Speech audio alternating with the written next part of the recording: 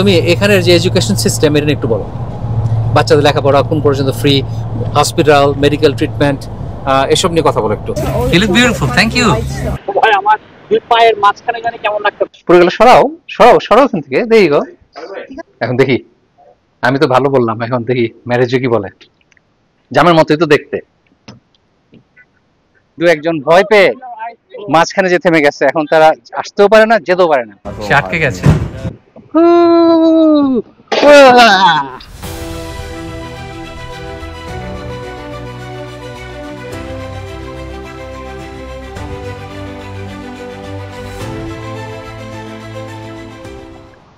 আসসালামু আলাইকুম, আমি মোহাম্মদ আল ফারুক বলছি অ্যাড্রি, ক্যালগারির কাছে একটা গ্রাম, কানাডা থেকে।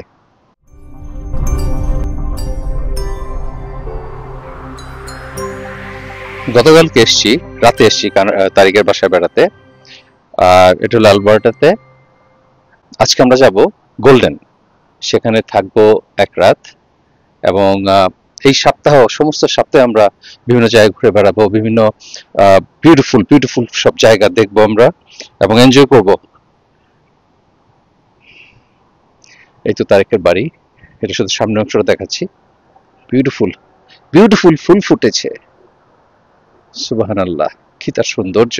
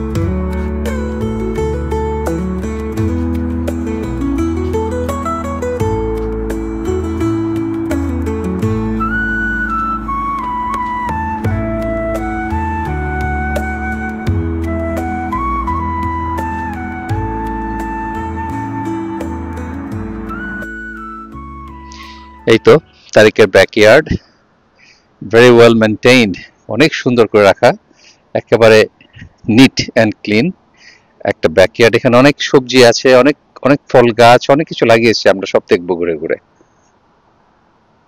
একেবারে ছোট্ট একটা লেবু গাছ, আমার হাত দিলাম একটু সাইজ বোঝার জন্য, এর মধ্যে প্রায় 15-20টার মতো লেবু এসছে, সুবহানাল্লাহ। আই মিন, আবার দু একটা ড্রপ করে, এটা নর্মাল, কিন্তু এই ছোট গাছে এত লেবু, আলহামদুলিল্লাহ। ওহ, রাসবেরি, আমার জন্য অপেক্ষা করছে ওরা, আমি কবে আসবো, খাবো।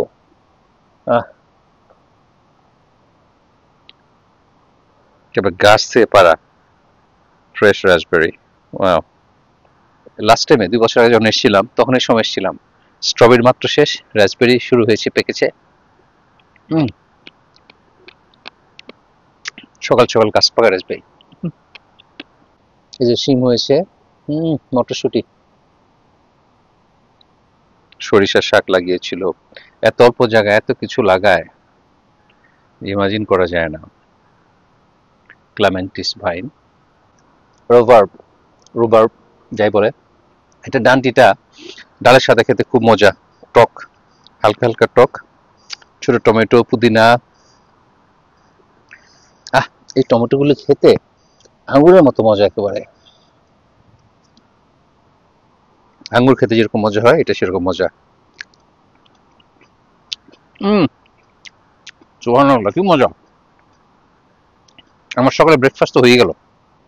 এই যে আপেল হয়েছে, গাছ ভরা মাশাআল্লাহ, অনেক অনেক অনেক অনেক আপেল হয়েছে। যেখানে স্ট্রবেরি হয়েছিল, স্ট্রবেরি নাই, সিজন শেষ, মিস করলাম মাত্র কয়েকদিনের জন্য।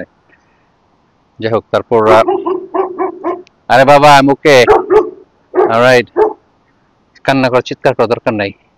চেরি, চেরি ফুটে আছে, চেরি পেকে আছে।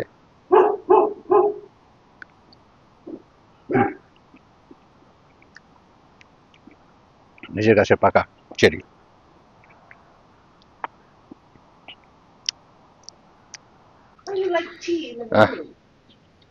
সকাল সকাল ভাপা পিঠা, ম্যারেজের স্পেশাল।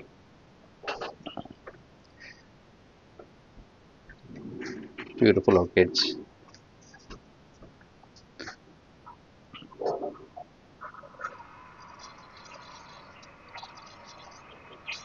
আগেকার দিনে আমাদের ছোটবেলা কিংবা তারও আগে, আমাদের ছোটবেলায় আসলে এই বেড়াল অথবা অন্য কিছু যেন, বিশেষ করে বাড়ির বউরা যেন ভালো কোনো খাবার খেতে না পারে, এটা এই মাটির হাঁড়িতে করে, এটাকে বলে সিকা, এটা ঝুলিয়ে রাখা হতো। শাশুড়িরা এটা করতো।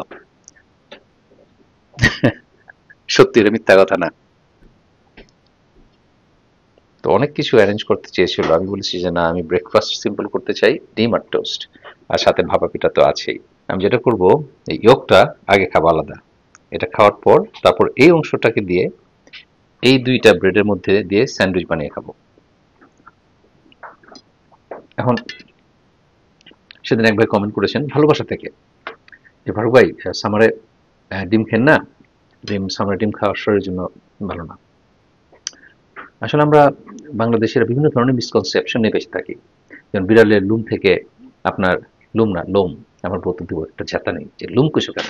আচ্ছা, বিড়ালের লোম থেকে ডিপথেরিয়া হয়, বোগাস কথাবার্তা এগুলি। যাই হোক, এখন ডিম, আমি আমার সারা জীবন প্রতিদিন 2টা তো মিনিমাম ডিম খাই, আর মাঝে মধ্যে 1 ডজন ডিমও খেয়ে ফেলি। আমি ডিমের পাগল। এখন নির্ভর করে, ডাক্তার যদি আপনাকে বলে যে আপনি ডিম খেতে পারবেন না অথবা আপনার কোনো সমস্যা আছে, সেটা অন্য কথা। কিন্তু একজন সুস্থ মানুষ প্রতিদিন 2টা ডিম খেলে কোনো সমস্যা নাই, বরঞ্চ এটা হেলদি।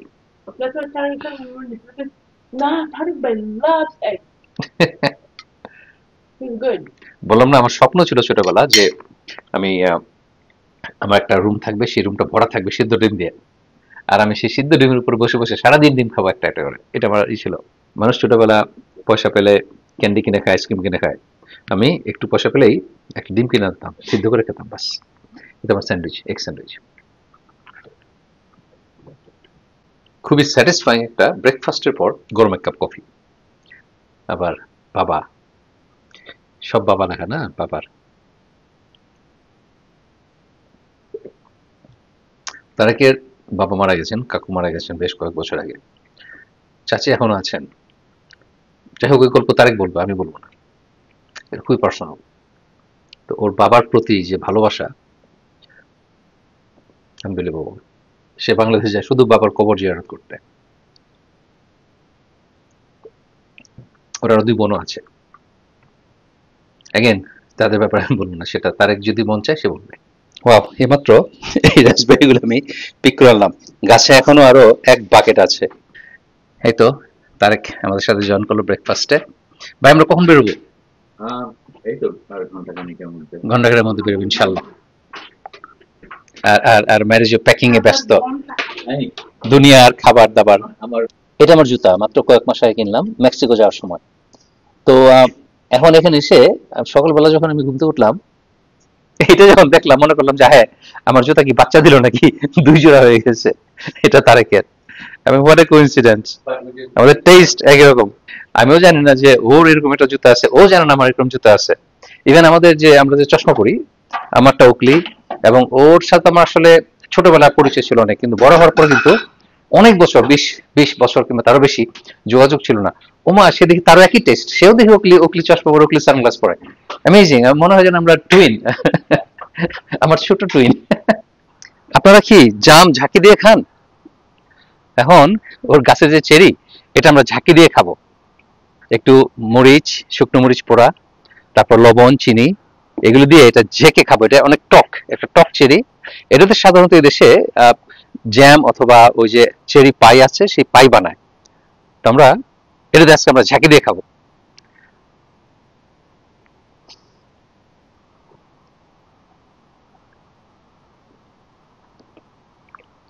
এটাই বলে গাছ থেকে পেরে খাওয়া।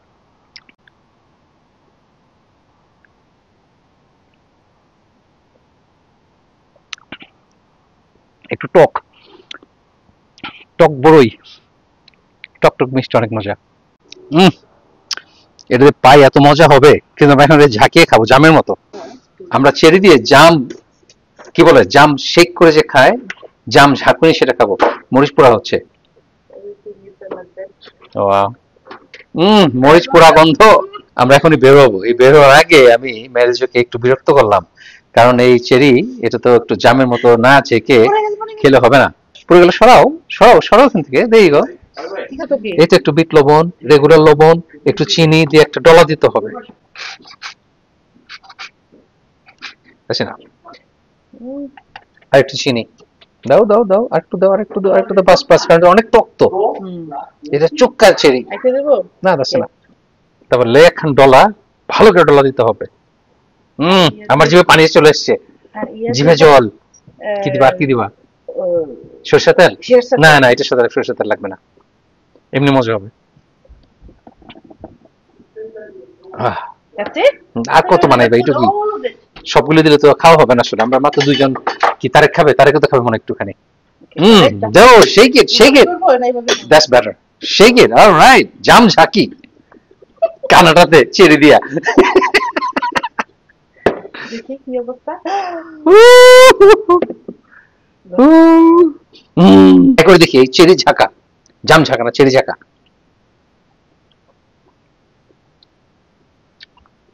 Wow wow.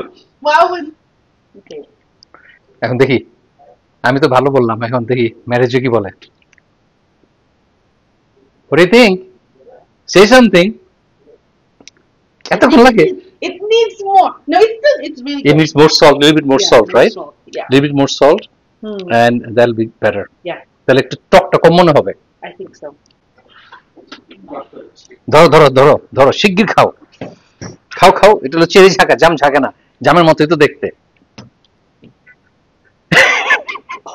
চুক্কা, মজা। কিন্তু মজা। হ্যাঁ হ্যাঁ, পাঁচটি টুকরা কিন্তু অনেক মজা। তারেকের মনস্টার ট্রাক, এটাকে লিফট করা হয়েছে। এটা গত 2 বছর আগে এসেছিলাম সেই ট্রাকটাই, কিন্তু এটাকে লিফট করে অনেক উঁচু করা হয়েছে, আর অনেক কিছু অ্যাড করা হয়েছে। Now it looks like a muscle truck, huge. Packing করা হচ্ছে আর কি। আমরা এখন একটু পরে রওনা হয়ে যাব। এক রাতের জন্য যাচ্ছি আমি, তারেক, কিয়ান আর নোয়া। আর চিকো দৌড়দৌড় করতেছে, আরে সেও যদি যেতে পারতো।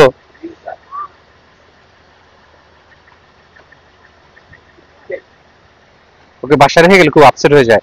তো তারেকে যে শ্বশুর শাশুড়ি আছে, ওনারা এখানে আসবেন, এসে বাসা দেখবেন, প্লাস এই চিকো টেক কেয়ার করতে হবে।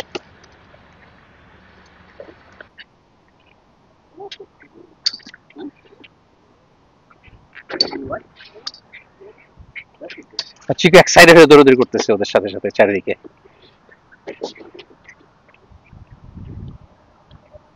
এই সাসপেনশন তো আমরা সবাই চিনি, কিন্তু এর ভিতরে স্পেশাল জিনিস লাগানো হয়েছে। ওই যে দেখতে পাচ্ছেন বলের মতো, টায়ারের মতো রাউন্ড, ওইগুলো বলে এয়ার ব্যাগ। এটা স্পেশাল সাসপেনশন, যেটা আপনার গাড়ি খুবই স্মুথ এবং কোনো শেক করবে না।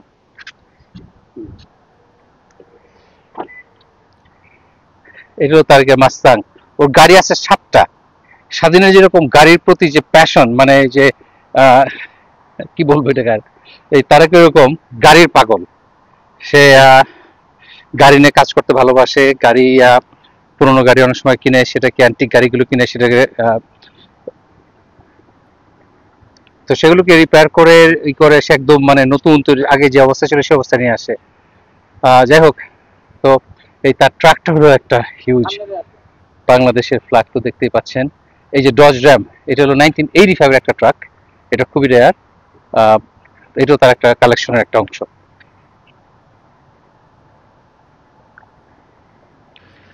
আর ওই গারাজ, একেবারে প্রফেশনাল গারাজ, লিফট থেকে শুরু করে সবই আছে। আই মিন প্রফেশনাল গারাজে যা থাকে সবই আছে এখানে। এটা কি ছোটবেলার নাইট রাইডারের মতো? সে নাইট রাইডারের মতো এটা তৈরি করেছে এভাবে।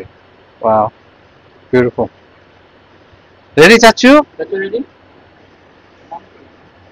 সবচেয়ে বেশি এক্সাইটেড চিকো, বেচারা যাবে না, তারপরে কত excited.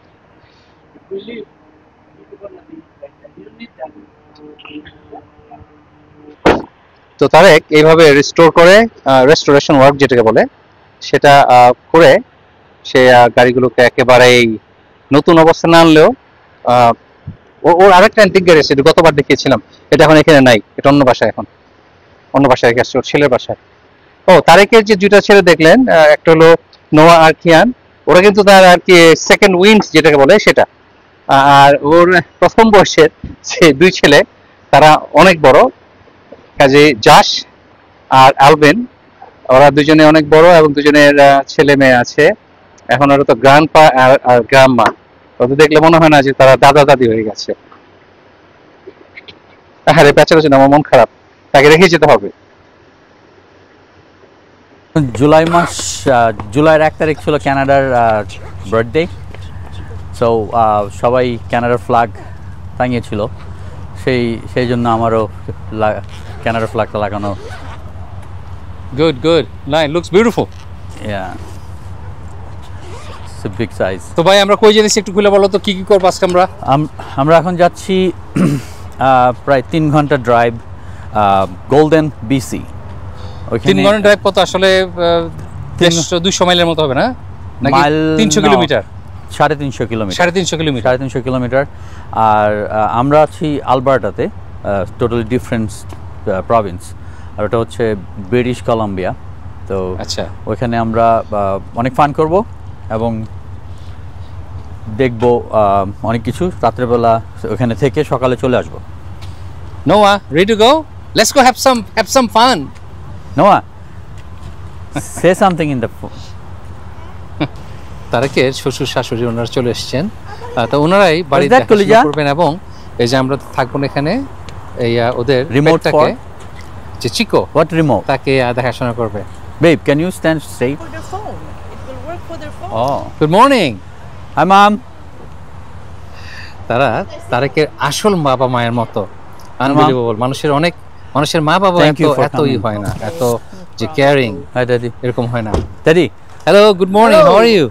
Hello, how are Good to you? see you. Nice to see you again. when you are gone, if you get a chance, তারা can you দুজনে bring এমন it supportive, the inside just on unbelievable. the lift, right? আমি Because বাংলাদেশে when you come back, we're শ্বশুর-শাশুড়িকে gonna এত go supportive হতে take দেখি না। that, right? মা বাবাকে তো দেখি না, শ্বশুর শাশুড়ি তো প্রশ্নই ওঠে না, এত supportive, unbelievable, really nice people. Okay, আমরা এখন রওনা হয়ে যাব, ওদের জন্য অপেক্ষা করছিলাম আমরা আসলে। Ribs intern na kayo grill. Bye home, For now. Bye বাড়ি। Bye for now. Mom, you can park the car here, the white one. Yeah.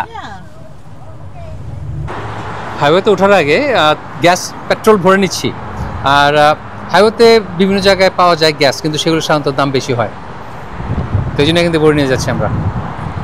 হ্যাঁ, ক্যালগারির একটা গ্রাম নাম হলো অ্যাড্রি, এই গ্রামে হলো তারেকের বাড়ি, তারেক আর ম্যারেজের বাড়ি। তারপর লাগবে তো কত, 3 ঘন্টা, 350 কিলোমিটার, 3 ঘন্টা। Yeah. 350 কিলোমিটার তো ঢাকা থেকে কলকাতার দূর নাকি আরো বেশি? I don't know. এরকমই হবে, এরকমই হবে। Babe, I think we should have. আমেরিকার সাথে কানাডার ডিফারেন্সটা কি?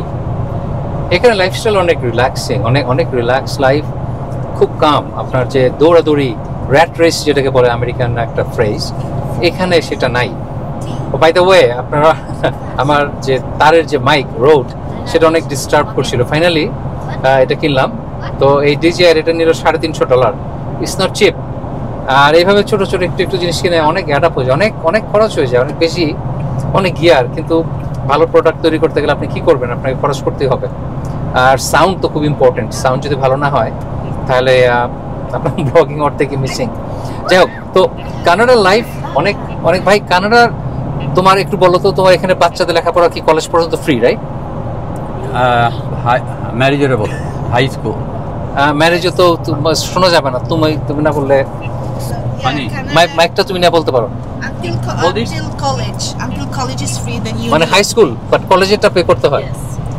আচ্ছা, তুমি এখানের যে এডুকেশন সিস্টেম এর নিয়ে একটু বলো।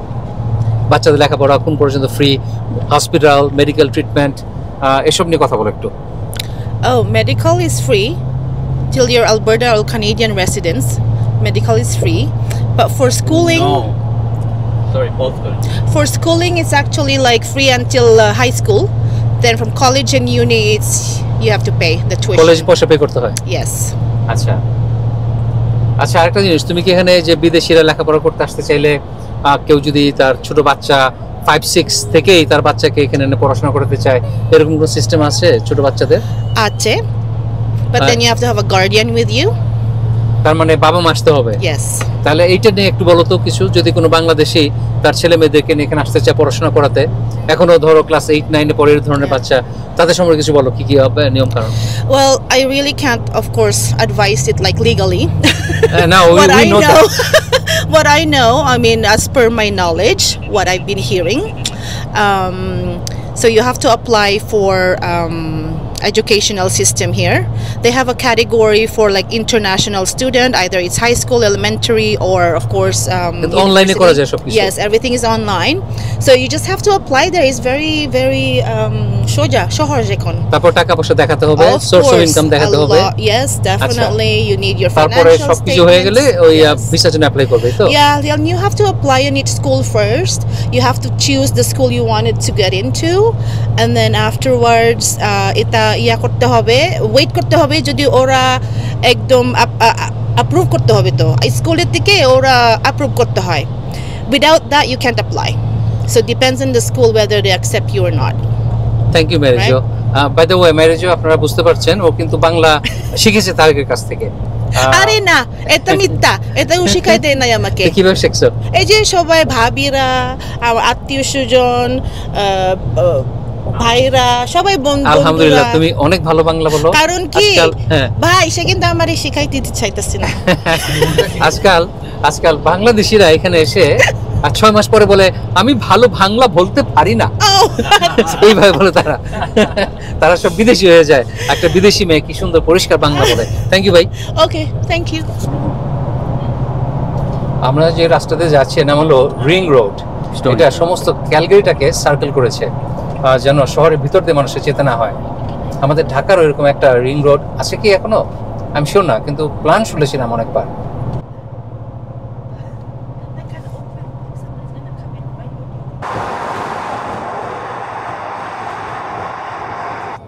এই এলাকার মানুষ ক্যাম্পিং খুবই পছন্দ করে, যার জন্য ভালো কোনো ক্যাম্পিং স্পটে জায়গা পেতে হলে আপনার 1-2 বছর আগে বুকিং দিতে হয়, নাকি তারেক? হ্যাঁ, ইয়েস।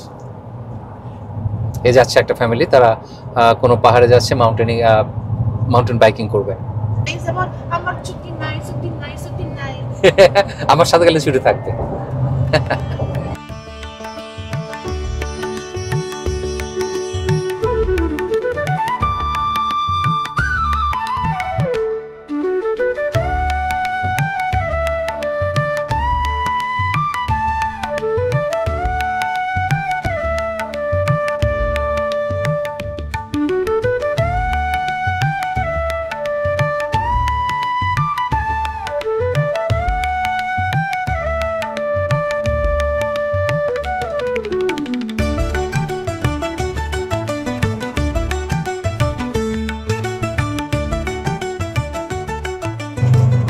একেবারে ঝলমলে সুন্দর একদিনে আমরা বেড়াচ্ছি। আমরা কি ব্যানফ ন্যাশনাল পার্কের পাশে যাব? এখন যাচ্ছি।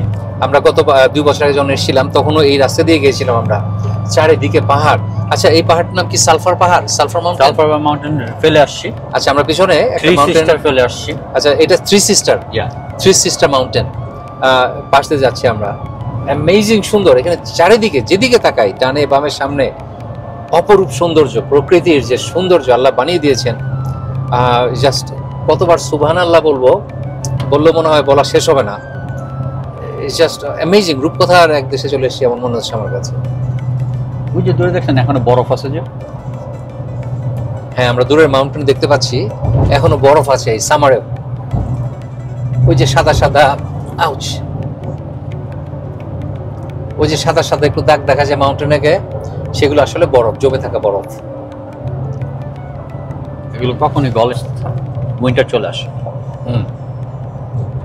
এখন পাহাড়গুলো যে রোদের রিফ্লেকশনে যে গ্রে কালারটা দেখা যাচ্ছে, স্লেটের মতো কালার, কিন্তু যখন একটু অন্ধকার থাকে অথবা আকাশ মেঘলা থাকে তখন কিন্তু এগুলো একদম কালো হয়ে যায়, সেটা তখন চেহারা একেবারে অন্যরকম হয়ে যায়।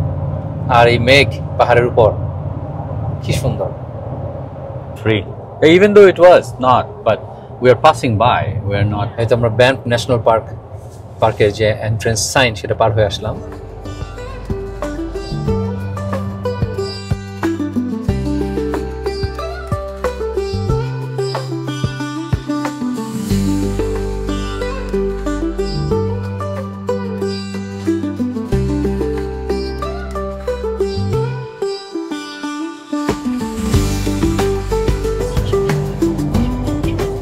I mean, such an intimidating piece in front of us. Huge rock mountain.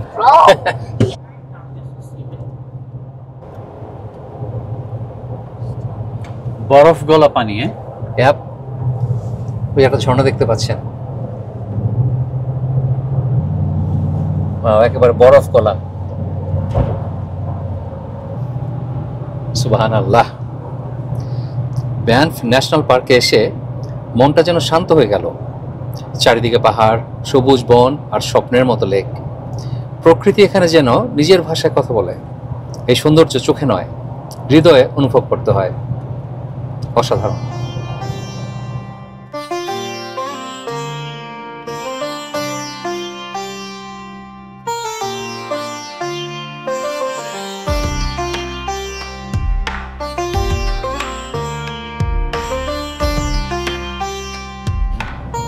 এখন আমি ভিডিও শুরুতে বলেছিলাম তারেকের বোনদের কথা অথবা তার মা বাবার কথা ব্রেকফাস্টের সময়। তো এখন আসলে এই শুরুতে বলি নেই যে এটা কিন্তু আসলে কারো বদনাম করার জন্য না, এবং এটার সমস্তটা হলো জাস্ট শেয়ার করা যে আমরা বাঙালিরা 5 ওয়াক্ত নামাজ পড়ি, তারপর কোরআন পড়ি, জুব্বা, মাথায় টুপি, এত লম্বা সাদা দাড়ি, অথচ ভাই বোনের সম্পত্তি একজন আরেকজনকে মেরে খাই। এবং এটার জন্য যে জবাবদিহি করতে হবে, আপনার নামাজ, আপনার রোজা যে কোনো কাজেই আসবে না, কোনো হেল্পই আপনাকে করবে না, এটা আমরা বুঝি না। তো যাই হোক, আমি আসলে তারেকের কাছ থেকে এটা খুবই দুঃখের কিছু কথা আমি শুনবো। ওয়ান্স অ্যাগেন, এটা কারো বদনাম না, এটা শুধু এখান থেকে আমরা শিক্ষা নেই যেন যে আসলে ভাই বোনের সাথে কেমন করা উচিত, কিভাবে তাদের সাথে বিহেভ করা উচিত। আচ্ছা তারেক, আমি তো ছোটবেলা তোমাকে একদম ছোটবেলা থেকে দেখেছি। আমি দেখেছি খালাম্মা খালু তোমাকে কিরকম একদম রাজপুত্রের মতো, আই মিন কিভাবে বড় করেছে। আর তোমার 2টা বোন, মাশাল্লাহ, ওরা যে তোমাদের ফ্যামিলির ভিতরে যে আমি দেখতাম মনে হতো যে একটা পারফেক্ট ফ্যামিলি। কিন্তু আসলে এখন কি হলো, কি এমন কি অবস্থা, একটু বলো তো, শেয়ার করো আমাদের সাথে।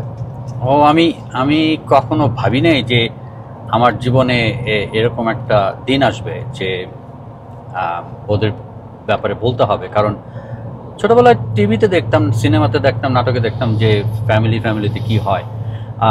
অনেস্টলি স্পিকিং, আমি 2 বোনের মাঝখানে ছিলাম এবং খুবই আদরের ছিলাম। আমিও ওদেরকে অনেক ভালোবাসতাম। তো ছোটবেলায় আমরা বলতাম যে আমরা কখনো জায়গা জমি নিয়ে কিছু করব না, আমরা মিলেমিশে থাকবো। তো আসলে আমি এখন যেটা বলতে চাই যে ওরা আমার টোনটা বুঝতে পারে নাই। সেটা হচ্ছে আব্বু মারা যাওয়ার 4 বছর আগে একটা মিসআন্ডারস্ট্যান্ডিং হয়। আব্বু মারা যায় 2020 সালে। তো মারা যাওয়ার আগে হঠাৎ করে খবর পেলাম যে আব্বু সমস্ত সম্পত্তি ডিস্ট্রিবিউট করে দিছে। আব্বু আমাকে বলছিল সবসময় যে ভিজুয়ালি আমাকে বলে দিয়েছিল কোনটা কার কি হবে ভবিষ্যতে, যদি আমরা ইন্টারেস্টেড ছিলাম না, কারণ আমরা খুব মিলেমিশে থাকতাম। তো আমি এই ব্যাপারে যখন ওদেরকে জিজ্ঞেস করি স্কাইপ কলে, তখন আমার বোনরা আমার প্রশ্নের উত্তর দিতে হিমশিম খেয়েছিল যে কি ব্যাপার, তোমরা আমাকে ছাড়া এভাবে ডিস্ট্রিবিউট করে ফেললা সবকিছু, মানে সম্পত্তি ভাগাভাগি হয়ে গেছে তোমার অনুপস্থিতিতে, আর তুমি একমাত্র ছেলে, and it was a secret, কারণ ওরা আমাকে বলে নাই, আমাকে গ্রামের মানুষরা বলল যে এই ঘটনা ঘটছে, তুমি কি জানো তোমাকে ঠকানো হয়েছে। আমি বিশ্বাস করি নাই, বা বোনদেরকে জিজ্ঞেস করলাম, ওরা বলল একই উত্তর যে আমাদের যা দিছে আমরা তাতেই খুশি। কিন্তু আমার প্রশ্ন সেটা ছিল না, আমার প্রশ্নটা ছিল তোমরা কি জানো যে এরকম একটা ঘটনা ঘটছে। আমি তখনও চিন্তা করতেছি যে গ্রামের মানুষ হয়তোবা আমাদের মধ্যে ঝগড়াঝাটি লাগানোর জন্য এরকম একটা কথা বলছে, কারণ আমি আমার বোনদেরকে খুবই ট্রাস্ট করতাম, বাবা মা।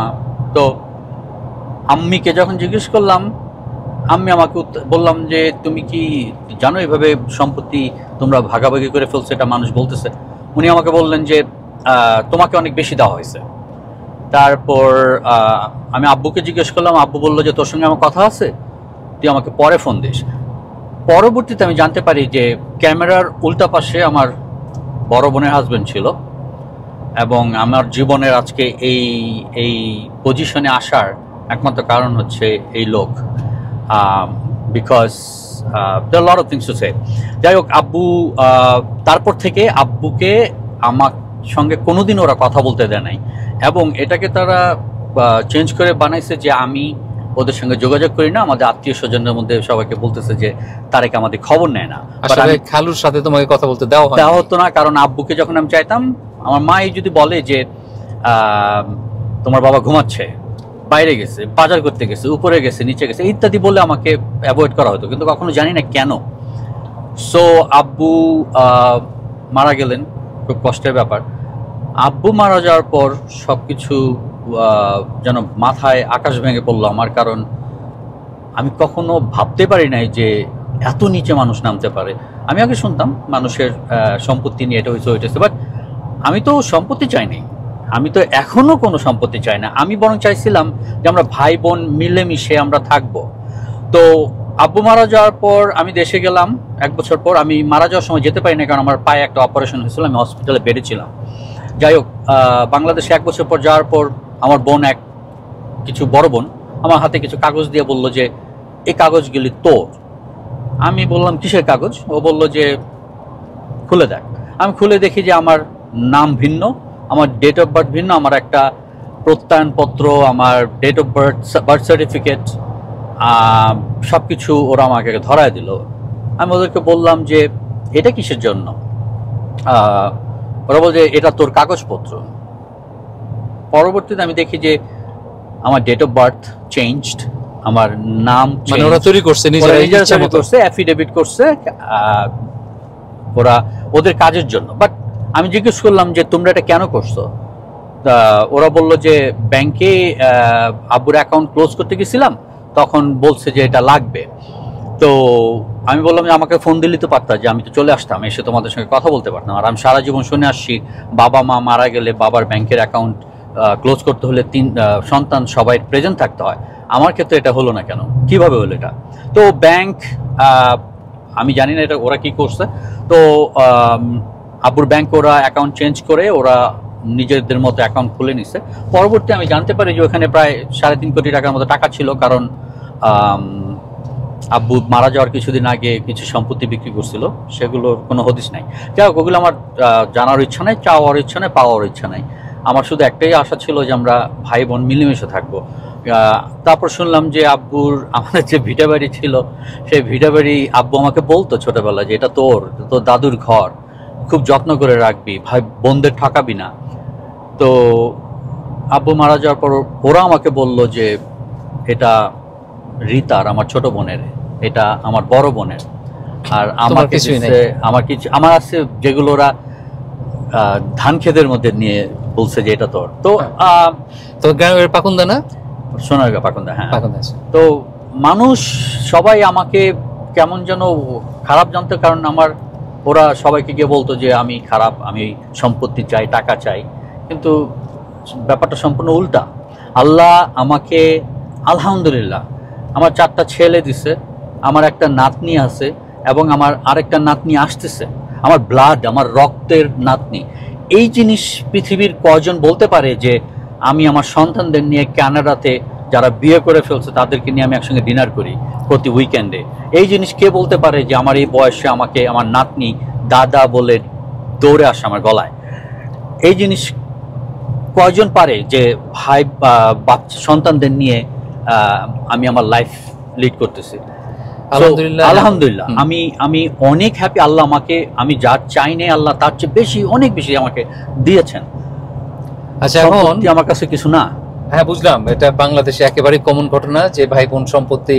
আমার কষ্ট শুধু একটা জায়গায়, সেটা হচ্ছে ওরা আমার কাছ থেকে আমার যে বোনদের যে সম্পর্ক, আমার মায়ের সঙ্গে যে আমার যে সম্পর্ক, আজকে আমার মা আমাকে হেট করে, ওনাকে দিয়ে আমাকে হেট করানো হয়েছে। আমি মনে করি কারণ আমার মা আমাকে, আমি বাংলাদেশ ছাড়ার আগের দিন পর্যন্ত আমার মার হাতে ভাত খেতাম, আমি কখনো নিজের হাতে ভাত খাই নাই। আমি দেখুন সেই মা আমি যখন দেশে গেলাম, আমি একদিন শুনি যে আমাকে পুলিশ স্টেশন থেকে, হাতিরঝিল থানা থেকে আমাকে ফোন করে আমাকে বলে যে আপনাকে থানায় আসতে হবে। আমি অবাক, আমাকে পুলিশ ফোন করে থানায় যেতে বলে। গিয়ে শুনি আমার মা আগের দিন রাতে থানায় এসে আমার নামে জিডি করে গেছে। আমি তখন আল্লাহর কাছে বললাম আমার মৃত্যু হলো না কেন, এই জিনিস আমাকে দেখতে হলো। I have no idea.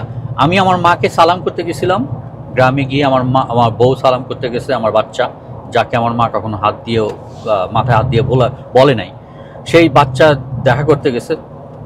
ওইটাকে তারা চেঞ্জ করে আমাকে পুলিশ স্টেশনে গিয়ে বলে যে আমি নাকি ওনাদেরকে মারতে গেছিলাম। সো তোমাদের যদি সম্পত্তি দরকার লাগে, তোমাদের যদি চাইলেই আমার চাইতে, আমি তোমাকে আমারগুলো সহ এবং ভবিষ্যতে আরো দিতাম। বাট বিনিময়ে শুধু আমি চাইছিলাম তোমাদের ভাই, আমি একটা মাত্র ভাই, আমার দুইটা বোন, স্পেশালি আমার ছোট বোনটা আমার কলিজার টুকরা ছিল, ছোট বোন। বড় বোন আমি খুব ভালোবাসতাম, ওরা সবসময় দুজনের সঙ্গে ঝগড়া করতো যে তারেক তোমাকে বেশি ভালোবাসে। তো এই জিনিসগুলো কোথায় গেল? এই জিনিসগুলি তো আমার চাওয়া। আমার তো টাকা দরকার নাই, আল্লাহ আমাকে, আই ক্যান পে মাই বিলস নাও। আমি যতটুকু কাজ করি আমার বিল পে হয়ে যায়, আমার কোনো ধার কর্য নাই, লোন নাই। আলহামদুলিল্লাহ। এখন আমি ছোটবেলা থেকে তো খালাম্মা খালুকে দেখে আসছি এবং তারা দুজনেই আমি খুবই ভালো মানুষ হিসেবে আমি দেখেছি। তো এই যে খালাম্মা, খালু তো এখন আর নাই, এই যে খালাম্মা এভাবে বদলে যাওয়ার কারণটা কি? তুমি একমাত্র ছেলে, আর এমন তো না যে তুমি বন্ধুকে দিবা না, সেটাই উল্টা তোমার কাছ থেকে বোনরা সব নিয়ে নিছে। তো খালাম্মা এখনো বেঁচে আছেন আলহামদুলিল্লাহ। তো খালাম্মা এটা নিয়ে ওনার সঙ্গে কারণটা কি? আমারও এটা প্রশ্ন। ওরা আমার সঙ্গে যোগাযোগ করতে দেয় না, ওরা উল্টো বলে যে আমি ফোন দেই না। তো আমি যখনই ফোন দিতে যাই, হয়তোবা ওনার সামনে, কারণ উনি এখন ওদের শেল্টারে থাকে, হয়তোবা উনি ভয় পায়। আমারও তাই মনে হয়, কারণ স্পেশালি আমি স্ট্রেট বলি, দুইটা জামাই এত লোভী, মানুষ এত লোভী কিভাবে হয় আই ডোন্ট নো। বাট ওদের যদি প্রয়োজন হতো আমার বাবার কাছে চাইলে ওরা, আমার বাবা দিয়েও আমি শান্তিতে থাকতে পারতো। একটা তো মনে ব্যাংকার ছিল, ব্যাংকে চুরি করে পরে চাকরি গেছে কয়েকবার নাকি? But they don't have a job, ওদের কোনো কাজ নাই। কিন্তু ওরা সবচেয়ে কষ্ট লাগে, আমার বাবা যখন অসুস্থ ছিল, আমি অনেকবার বলছি তোমরা বিদেশে নিয়ে যাও, চিকিৎসা করাও। ওরা বলে যে কে নিবে, কোথায় নিবে, কেউ নাই। আব্বুর এত টাকা পড়ে আছে ব্যাংকের মধ্যে। আচ্ছা, ওইটা হইলো আব্বু মরে গেল, এখন শুনি ওরা নাকি হেলথ চেক করতে ব্যাংককে যায়, বুঝতে পারছেন? কিন্তু ওদের কারো জব নাই, কোনো চাকরি নাই, ব্যবসা বলতে বললে কিছুই নাই। কিন্তু কথা হচ্ছে যে এখন তোমরা কোথায় টাকা পাও? এখন তোমরা বেলজিয়াম ঘুরতে যাও, লন্ডন, বিভিন্ন দেশে ঘুরতে যাও, একটু কষ্ট লাগে না যে বাবার টাকাগুলো তোমরা এভাবে উড়াচ্ছ, আর আমাকে বলো আমি সম্পত্তির জন্য দৌড়াচ্ছি। আমি এখন এভাবে সবাইকে বলছি যে no, I don't need any property. আল্লাহ অনেক দিচ্ছে আমাকে, আমি বাংলাদেশে এসে কি প্রপার্টি মাথায় করে নিয়ে যাব বা ওখানে থাকবো? নো। আলহামদুলিল্লাহ তুমি অনেক ভালো আছো, কিন্তু এটা খুবই দুঃখজনক, কারণ সবাই চায় তার ভাই বোনদের নিয়ে থাকতে, যে ভাই বোনের ভালোবাসা সেটা এনজয় করতে, আর এটা আমরা খুব মিস করি দেশে, রাইট? হ্যাঁ, আর এখানে বাংলাদেশে গেলে যদি তোমার বোন তোমাকে দেখে বিরক্ত হয় অথবা তোমার নামে কেস দেয় পুলিশের কাছে, তাহলে তো সেটা খুবই আনফরচুনেট। এবং সবচেয়ে দুঃখের কথা যেটা, তার এক শুধু তোমার জন্য না, আমার জন্য না, এটা আমি দেখি বাংলাদেশে যারাই বিদেশে থাকে তারাই হলো আসলে মানি মেকিং মেশিন। তাদের কাছে ফ্যামিলির একটাই মাত্র দাম যে তারা টাকা আর্ন করবে এবং তাদেরকে টাকা পাঠাবে, কিন্তু এই যে ভালোবাসাটা, এটা আসলে আমরা যারা বিদেশে থাকি আমাদের জন্য এটা চলে যায়। আমাদের প্রতি কারো আসলে ভালোবাসা মানুষের নাই, যা আছে শুধুই টাকা পয়সার সম্পর্ক। এবং এটা আমি নিজের ব্যক্তিগত অভিজ্ঞতা থেকে আমি জানি, এবং এটা খুবই আনফরচুনেট। আর তোমার এই অভিজ্ঞতা তো আমি নিজের চোখে দেখা। তো ভাই থ্যাংক ইউ। যে তুমি তবে শেষ করার আগে বলতে চাই যে আল্লাহর প্রতি যদি আপনি বিশ্বাস রাখেন, কারণ আল্লাহ তো আমাদের সৃষ্টি করছেন, তাই না? আল্লাহর প্রতি যদি বিশ্বাস রাখেন, আল্লাহর ইচ্ছাতেই হয়তো এই ঘটনাগুলো ঘটছে এবং আল্লাহই আমাদের এখান থেকে পার করে নিয়ে যাবে। আমি যে কষ্ট পাচ্ছি সে কষ্ট হচ্ছে যে আমাদের ভালোবাসাগুলো। আমি বাংলাদেশে গেলে হোটেলে থাকতে হয় আমাকে, আমার বাবার 2 বাড়ি ঢাকায়, তারপরে গ্রামে, ঢাকার কাছে বাড়ি। আমি যাওয়ার আগে ওরা সব ভাগাভাগি করে নিজেরা নিয়ে নিছে, আমার থাকার জায়গা হয় না, আমার বাধ্য হয়ে হোটেলে থাকতে হয়। এটা ছিল তাদের একটা প্ল্যান যে আমি কোথায় থাকবো। তো আমি ঢাকার ছেলে, আমাদের নিজস্ব বাড়ি ছিল, সেই বাড়ি এখন আমার না। তো বললে অনেক কিছু বলা যায়, বাট ইউ নো হোয়াট, আল্লাহ ওনাদেরকে হেদায়েত করুক। একদিন হয়তো বা আল্লাহ ওদেরকে চেঞ্জ করে দিয়ে ওরা বলবে যে আমাদের ভুল হয়েছে। আই হোপ সো বিকজ আমাদের দরকার নাই এত কিছু। I hope so. এখন আপনাদেরকে বলছি, যারা ভাই বোনের সম্পত্তি মেরে খান, যেই হন, নামাজ পড়েন 5 ওয়াক্ত, মসজিদে যে তাহাজ্জুদের নামাজ পড়েন মসজিদে যে জামাতের সাথে, আপনার হজ জাকাত যাই করেন কোনো কিছুই কাছে আসবে না। কোনো সম্পত্তি আপনি সেটা জারি হোক, ভাই বোনের হোক, আত্মীয় স্বজনের হোক, একটা কোনার সম্পত্তি যদি আপনি মেরে খান, জবাবদিহি করতে হবে। ইভেন আপনার বাবা যদি চুরি করে থাকে এবং সে মারা গেছে এবং এখন আপনারা সেই সম্পত্তি ভোগ করছেন, এই জন্য আপনাদেরকেও জবাবদিহি করতে হবে, কারণ আপনারা জানেন জেনে শুনে যে আপনার বাবা অন্যায়ভাবে এগুলো অর্জন করেছে। তো কাজ যাই হোক, দোয়া করি আল্লাহ আমাদের সবাইকে হেফাজত করুন, হেদায়েত করুন।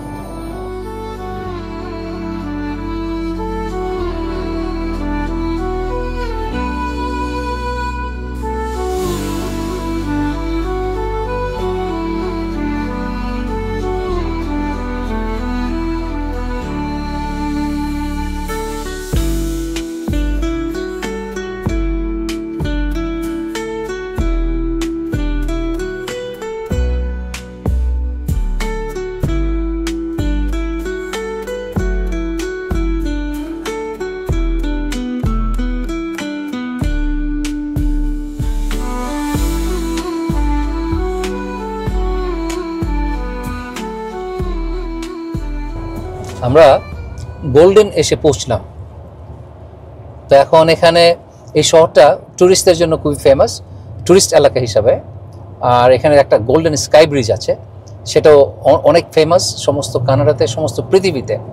তো আমরা সেটা ঘুরে বেড়াবো আজকে। আর এই সমস্ত এলাকাটা একটা ভ্যালিতে, চারিদিকে পাহাড় আর মাঝখানে এই সমতল ভূমি। আর এখানে আমরা থাকবো আজকে রাত্রে। এই শহরের নাম গোল্ডেন, কিন্তু গোল্ডেন কেন এটা আমি জানি না। আপনারা যদি কেউ জানেন আমার সাথে শেয়ার করতে পারেন। এই হলিডে ইন এক্সপ্রেসে আমরা আজ রাত থাকবো। আর এখান থেকে ওই যে স্কাই যে ব্রিজটা আছে সেটা মাত্র 4-5 মিনিটের রাস্তা।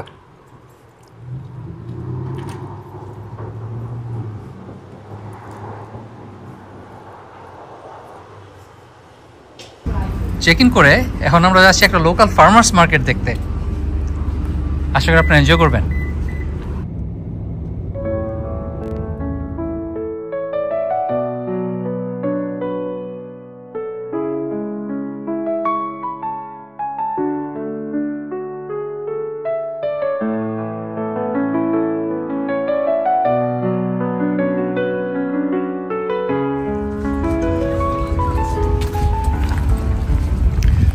Risky area.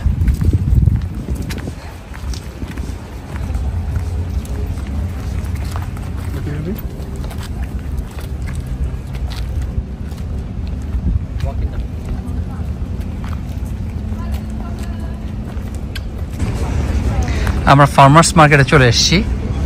Beautiful flowers. এসব লোকাল লোকজন তাদের হাতে তৈরি জিনিসপত্র অথবা বাগানের বিভিন্ন জিনিসপত্র এখানে বিক্রি করে। Fresh fruits, vegetable, local produced মধু, জ্যাম, সব কিছু এখানে বিক্রি হয়। যে লোকাল, এটা চাইনিজ গার্লিক না, লোকাল গার্লিক।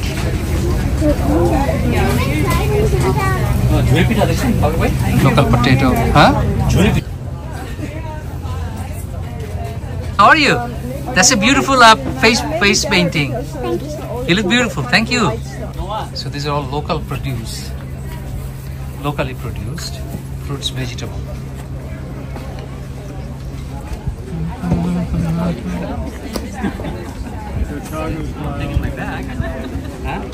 আমি কিছু কি যাব বড় আমি বল No, I got it.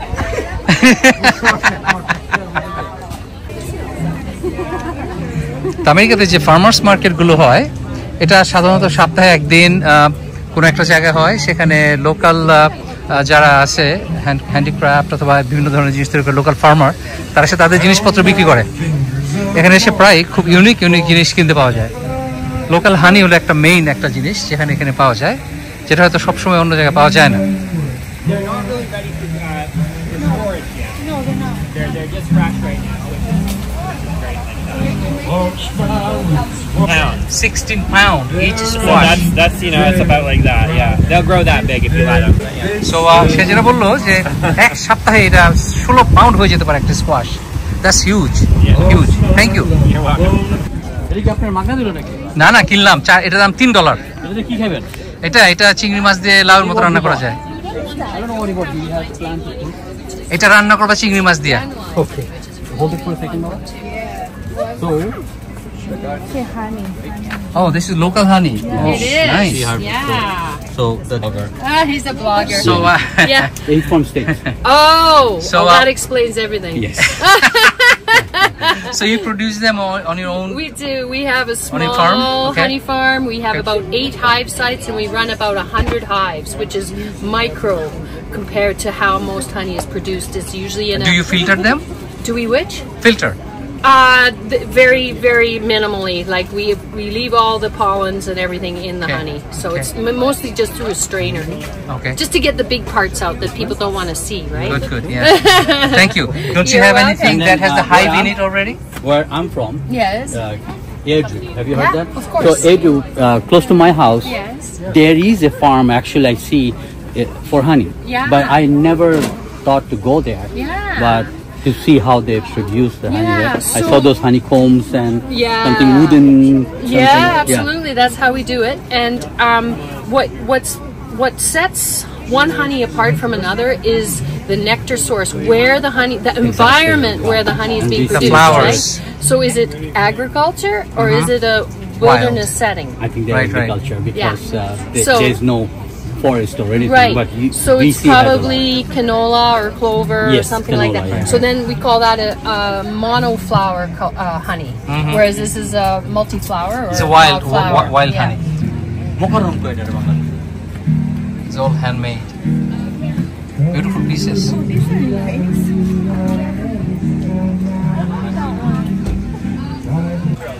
I want to see these on every corner, on the back alleys. I want to see on people's skin, everything. এখানে একটা ব্রিজ আছে, ওয়াকিং ব্রিজ, নাম হলো কিকিং হর্স। দেখে আসি কি আছে এখানে।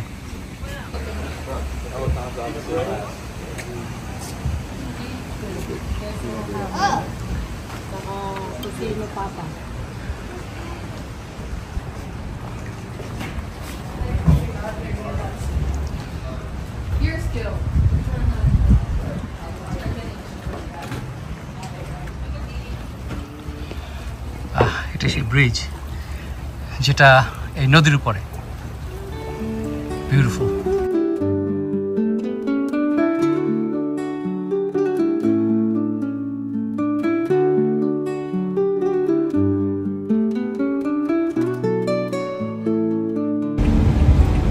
এখন আমরা লাঞ্চ করতে যাবো, দেখি কোথায় লাঞ্চ করি।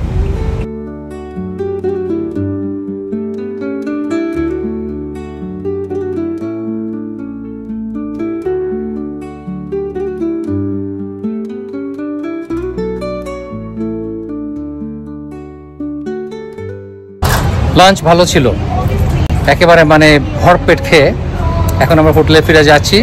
আর একটু রেস্ট নিয়ে পরে বিকেল আবার যাবো সেই ব্রিজ দেখতে।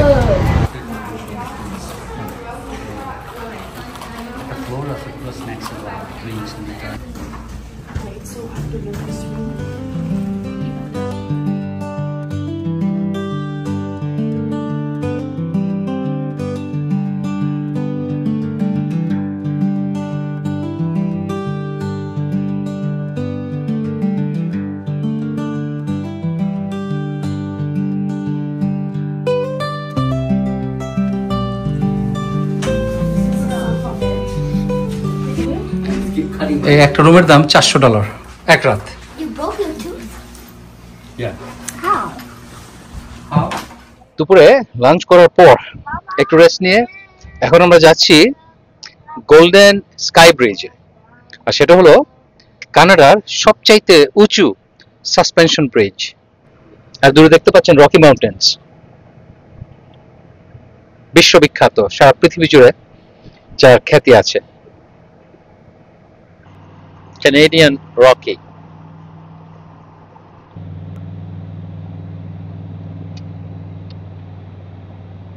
এখানে টিকিট কিনে ঢুকতে হবে।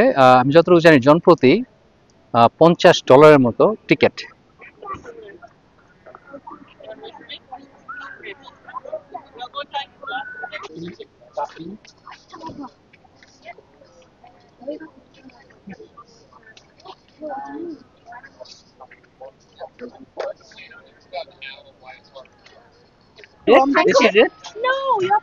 এখানে বিভিন্ন ধরনের অ্যাক্টিভিটির ব্যবস্থা আছে, শুধু যে ব্রিজ চড়বেন তা না, বাট প্রতিটা অ্যাক্টিভিটির জন্য আলাদা আলাদা ফি দিতে হয়, আলাদা করে পে করতে হয়। ট্রি হাউস নাম দিয়েছে tree top village.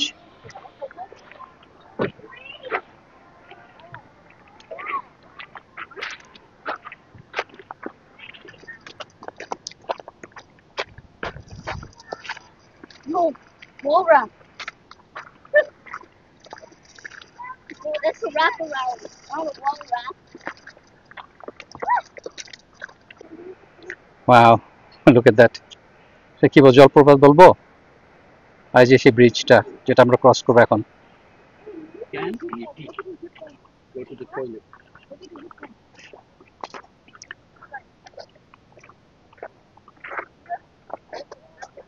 Opened in 2021 and is home to Not too long ago. Canada's highest extension bridge. Giant. I'm not gesilam. Go big gesilam. You gotta go on two of them. No, This one and that one. Yeah. You go. This is the upper. You go that way, and then you go. Come back. Yeah, you walk. কানাডার highest ঝুলন্ত bridge. Somebody's afraid to go. এই ব্রিজে একবার গেলে আর ঘুরে আসা যায় না, ওয়ান ওয়ে। তো দু একজন ভয় পেয়ে মাঝখানে যে থেমে গেছে, এখন তারা আসতেও পারে না, যেতেও পারে না, আটকে গেছে। আটকে গেছে, আটকে। আরে কি হয়েছে, কান্নাকাটি।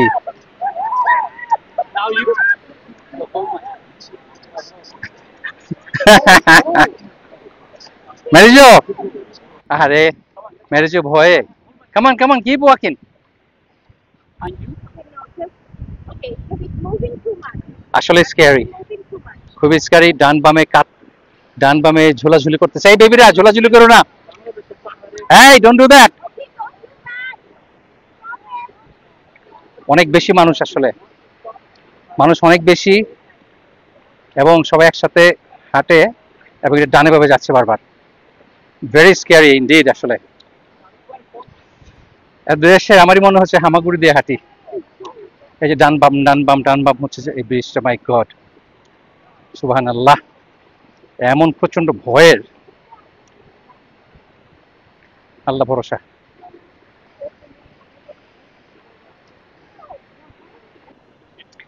আমি সাহস দিব কি, নিজেই হাঁটতে পারছি না যেভাবে তুলছে এটা। আগে জানলে $50 দিয়া এই টর্চারে আসতাম না। It's scary, Park Bike. It is scary as hell, man.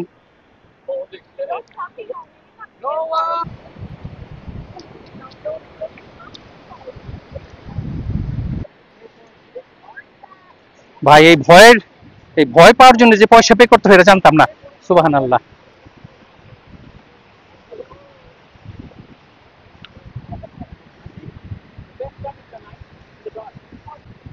কত ভেবেছিলাম যে এখান থেকে যাওয়ার সময় থেমে থেমে ছবি তুলবো, ভিডিও করব। এখন আমি জাস্ট পার হতে চাই, আর কিছু না। I just wanna get it over with. ভয়ঙ্কর অভিজ্ঞতা এটা। আমি নিজেকে অনেক সাহসী মনে করি এবং আগে পরে অনেক সাহস দেখিয়েছি, কিন্তু এটা তো উঠে আমার ওই কনফিডেন্স চলে গেছে। এখন নিজে কত সাহসী মনে করি না। তোমরা কেমন আছো? ভাই আমার দুই পায়ের মাঝখানে জানি কেমন লাগতে ইন্ডিয়া জোনসের মুভির কথা ভাবছি এখন। তারেকের মতো মনে করে দিল ইন্ডিয়ানা জোনস। তাদের তো এখানে ভাঙা ছিল সব। আরে কেউ কেউ শেক করতেছে অনেক বেশি ইচ্ছা করে। সুবহানাল্লাহ, আল্লাহ একটা জীবন দিল আমাদের। আরেকবার তো চাইতে হবে ভাই। উপরে যাবে কেমনে? ওইটা না? হ্যাঁ, ওইটা পার হইতে হবে এখন আরেকবার। There is no way back, right? There is no other way back. Helicopter ডাকতে হবে ইমার্জেন্সি। ভাই পৃথিবীর কোনো দেশ হইলেই আমি সাহসটা করতাম না, একমাত্র কানাডা দেখা আমি সাহস করছি যে এরা নিয়মিত মেনটেন করে এবং তারা রেসপন্সিবল। এমন না যে হয়ে যাওয়ার পরে বলবে যে আল্লাহর মার আল্লাহ লয়ে গেছে আমরা কি করবো, এইসব কথা এখানে বলে না। ডেড বডি বাসায় পাঠিয়ে দিব। ডেড বডি বাসায় পাঠিয়ে দেবো, দায়িত্ব শেষ। দায়িত্ব শেষ। No one stop. মানে এটা আমি একা না, তারেকও এগ্রি করে যে এটা আমাদের মানে প্যান্ট ভিজে যাওয়ার মতো অবস্থা। ভিজে যায় আবার শুকায় যায় ভাই। তারেক বললো প্যান্ট ভিজে যায় আবার শুকিয়ে যায়। আল্লাহ, কি একটা এক্সপেরিয়েন্স। এবং খারাপ কথা হলো এটা আরেকবার পার হতে হবে, কারণ এটা তো পার হতে হবে জায়গাটা আরেকবার। কিন্তু এই ঢালুটা কিসের? Not sure. ওখানে জিপ লাইন অ্যাডভেঞ্চার হচ্ছে। ভাই লাস্ট টুরিজম গেলাম না, ওখানে শিপের নো তো স্কাই জিপ লাইন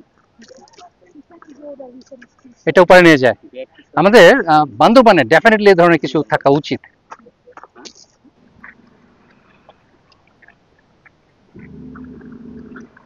ওই যে আমরা ওই ব্রিজ পার হয়ে এসছি একটু আগে।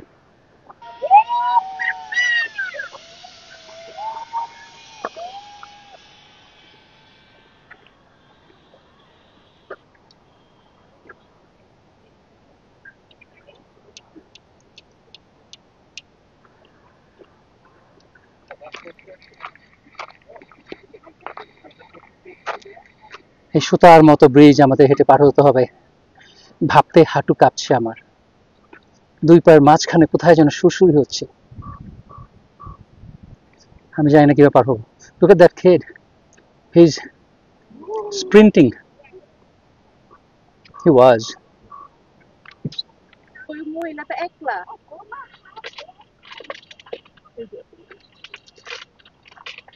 তবে এর স্পেশালিটি হলো যে রাইড করছে সে ইচ্ছা করলে স্পিড কন্ট্রোল করতে পারে। ব্রেক আছে এখানে।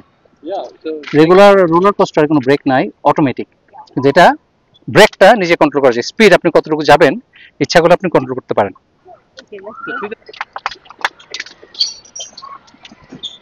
ও হ্যাঁ, That was fast. No, you might. I know. You're fine.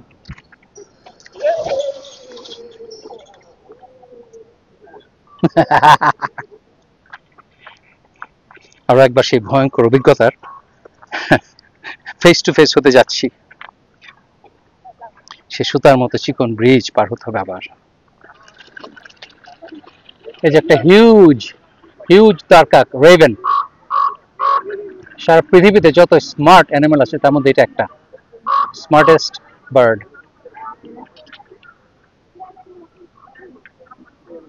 Very smart.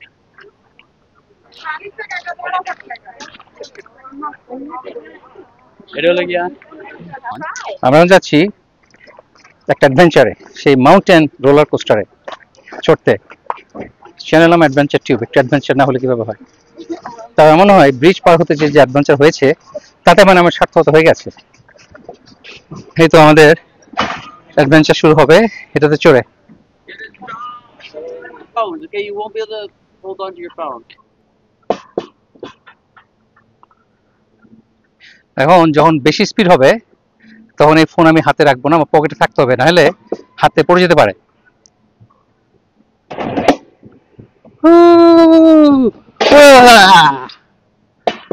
হ্যাঁ, আমি আমার ফোনটা পকেটে রেখে দিব, নাহলে ডেঞ্জারাস, আমার ফোনটা পড়ে যেয়ে হারিয়ে যেতে পারে।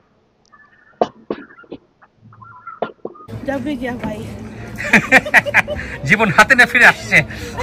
It was very exciting, bit scary. এর আগে ওই ব্রিজটা এত শেক করেছিল কারণ মানুষ অনেক বেশি এবং কেউ কেউ আবার বেশি অ্যাডভেঞ্চার করতে যেয়ে শেক করছিল ডানে বামে, এই জন্যই এত বেশি শেক করেছে ব্রিজ। আর কিন্তু মানুষ যদি মাত্র একজন দুজন থাকে তাহলে এত শেক করে না। কি মজা, পানির জলপ্রপাতের শব্দ পাচ্ছি।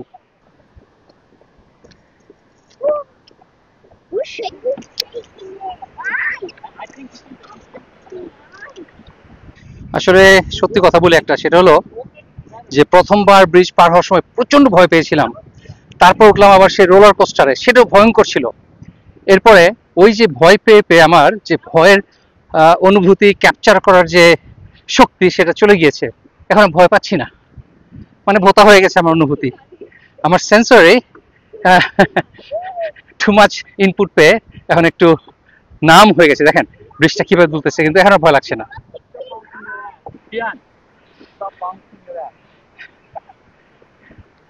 এখন ভয় নাই, ভয় করে না, অভ্যাসের একটা ব্যাপার।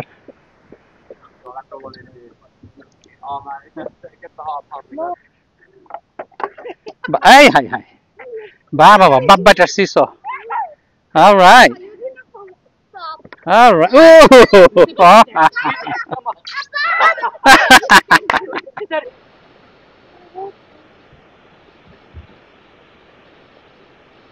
That one is সে আটকে গেছে। no thanks for that one. এত এক্সাইটমেন্টের পর এখন চিল টাইম, চিল করছি বসে বসে। আর বাচ্চাদের এখনো এনাফ এক্সাইটমেন্ট হয়নি, তার আরো ফান করতে গেছে। চিল করছি নেকেড ম্যাঙ্গো দিয়ে। আরে বাবা, এই নেকেড সেই নেকেড না, নেকেড চিংলে বাঙালির তো এক্সাইটেড হয়ে যায়। একটা আমের টুকরা খুললে তো সে নেকেড হয়ে গেল। একটু সুইমিং পুল অ্যাকশন হবে এখন, পানিতে ঝাঁপাঝাঁপি।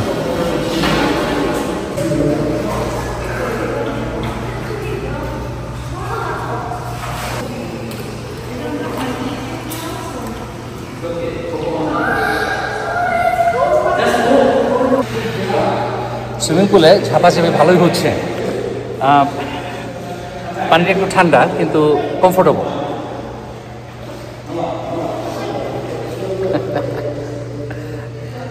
বিকেল হয়ে গেছে, আর এখানে রাত হয় 10টার পরে, কাজেই এখন বাজে 8:30, কিন্তু এখন অনেক বাকি আছে রাত হতে। রাত 9:45, বিশ্বাস হয়? এখনো মাগরিবের রক্ত হয়েছে, মনে হয় হয়েছে। আমরা যাচ্ছি ডিনারে, অনেকক্ষণ পুলের মধ্যে ঝাঁপাঝাঁপি করে আমরা সবাই ডিনার করতে যাচ্ছি। আমরা অপেক্ষা করছি আমাদের খাবারের জন্য। আর তো ভাই, সারাটা দিন তো অসাধারণ সুন্দর কাটলাম, ভালো লাগলো ভাই। থ্যাংক ইউ আপনাকে আমাদের সঙ্গে সঙ্গ দেওয়ার জন্য। অনেক আনন্দে কাটলো সারাদিন। আর ওয়েটিং ফর টুমরো, কালকে কি প্ল্যান জানো আমাদের? Will go few places and তারপর এখান থেকে আমরা বাসা ফেরত যাব। বাসা ফেরত গিয়ে বিকেলে ক্যাম্পার উঠাবো স্টোরেজ থেকে। শুক্রবার জুম্মার নামাজ পড়ব ইনশাআল্লাহ, নামাজ পড়ে আমরা ক্যাম্পিং এ যাব। That will be most fun, ওইটা হবে সবচেয়ে সুন্দর। আসলে আমরা যে ক্যাম্পার নিয়ে যাব, যে চাকার উপর বাড়ি যেটা, অথবা রিক্রিয়েশনাল ভেহিকল আরভি, সেটা আমরা যেখানে স্টোরেজ করা হয় সেখান থেকে পিক আপ করবো। কালকে একসময় পিক আপ করবো। তারপর শুক্রবার জুম্মার নামাজ পড়ে আমরা রওনা হয়ে যাবো আমাদের ক্যাম্পিং সাইটে, ক্যাম্পিং ট্যুরে। তো আশা করি আপনারা সেটা অনেক অনেক এনজয় করবেন।